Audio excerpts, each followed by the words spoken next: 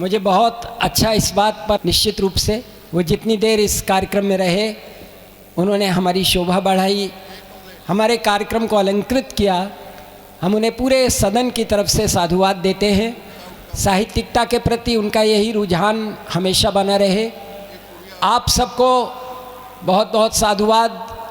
अभी मैं पूछ रहा था कमलेश से कि मैं अब किसे आवाज़ दूं। मेरे सामने बहुत अद्भुत नाम है, सुरेंद्र दुबे जी व्यंग के पुरोधा, प्रवीण शुक्ला या गजेंद्र प्रियांशु, विष्णु तो अध्यक्षता कर रहे हैं, विनीत चौहान। तो कमलेश ने कहा नहीं भाई साहब, ये सब स्टार्स हैं, हमारा सुपरस्टार तो अध्यक्षता कर रहा है, मैं स्थानीय हूँ, मुझे बुला लीजिए। मैंने कहा भैया तू अपने नगर में अपने को स्थानीय कह रहा है, बाहर तो तुझे भी स्टार का दर्जा मिला हुआ है।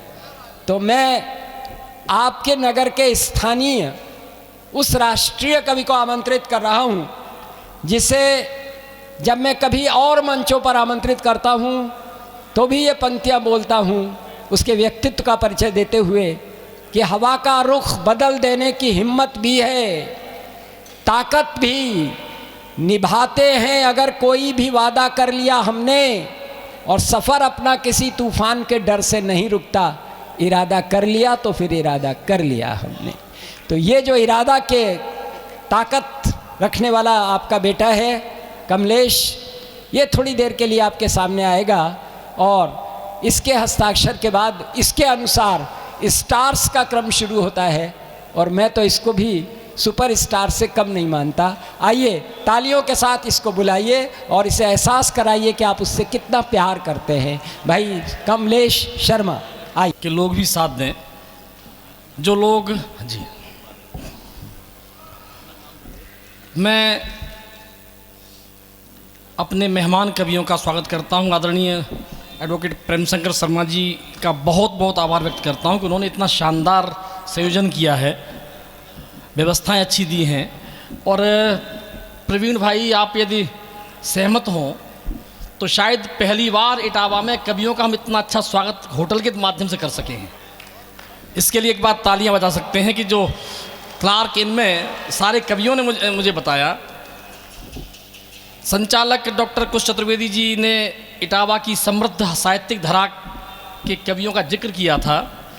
उन्होंने एक दो नाम छोड़ दिए थे, उनमें एक नाम मैं जोड़ता हूं, डॉक्टर कुश चतुर्वेदी जी उसमें एक नाम है, एक शिवगोपाल अवस्थी जी भी उसमें एक जोड़ लीजिएगा, बढ़िया गीतकार हैं, राजचोर राज की परंपरा के व्यक्ति हैं।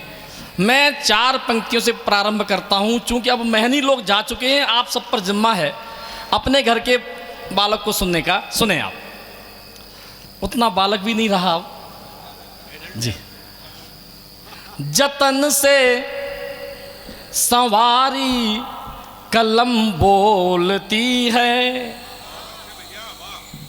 जतन से संवारी कलम बोलती है कि बनकर दुधारी कलम बोलती है। जहाँ लोग अन्याय पर मौन रहते, चौथी पंक्ति इटावा का तेवर बता रही हो तो साथ दीजिएगा।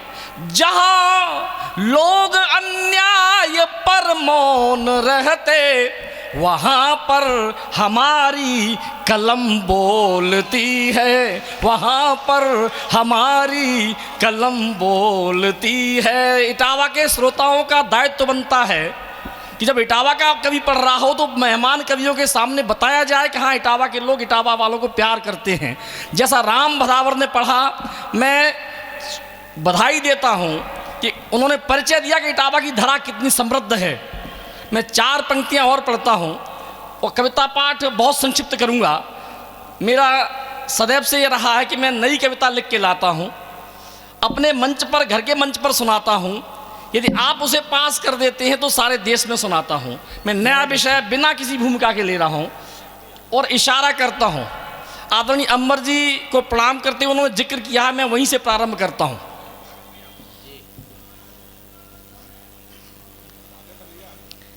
पड़ोस की बात चल रही है।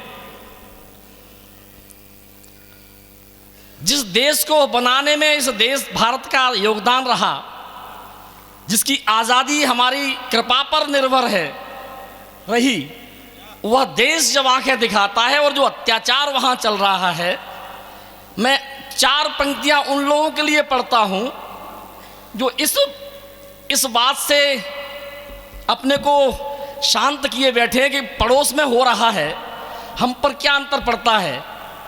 मैं 4 पंक्तियों से प्रारंभ करता हूँ। न कर बंद आंखें कबूतर बचेगा। बहुत अच्छा। मुहावरे का प्रयोग करता हूं आप सबके लिए, इस देशवासियों के लिए। न कर बंद आंखें कबूतर बचेगा, जो बचना है तो सिर्फ लड़कर बचेगा।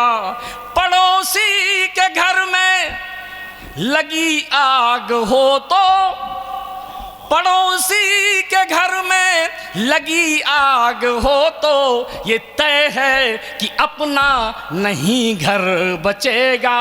ये तय है कि अपना नहीं घर बचेगा। बहुत अच्छा कमलेश, बहुत अच्छा, वाह वाह। इसी भाव पर आदरणीय सुरेंद्र दुबे जी, विनीत चौहान जी, डॉक्टर विष्णु सक्सेना जी अध्यक्षता कर रहे हैं, डॉक्टर कमलेश राजन जी जैसे बड़े नाम इस मंच पर हैं।